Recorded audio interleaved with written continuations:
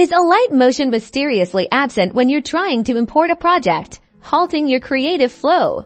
I'm going to show you the quickest and easiest ways to bring Alight Motion back into the import fold, so you can get back to editing ASAP.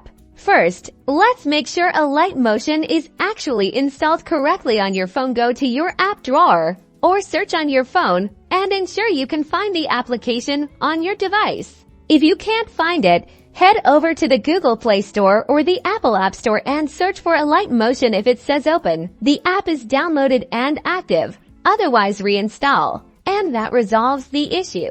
Next, we're diving into your phone settings. Navigate to Apps or Application Manager. The name might vary slightly depending on your phone. Scroll down until you find Alight Motion. Tap on it.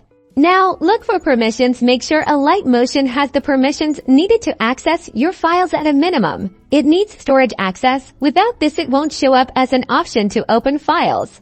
While you're in here, look for default apps or open by default. Sometimes clearing the defaults and reassociating Alight Motion with certain file types can solve the problem. Tap Clear Defaults if it is an option. Then, when you next import, it will ask which app to use. Choose Alight Motion.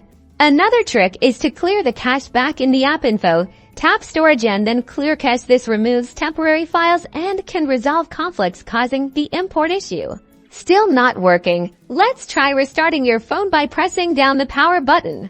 Once you see the screen with the power off or restart, press Restart. Hopefully those steps helped you bring Alight Motion back into your import options. Get back to creating awesome content.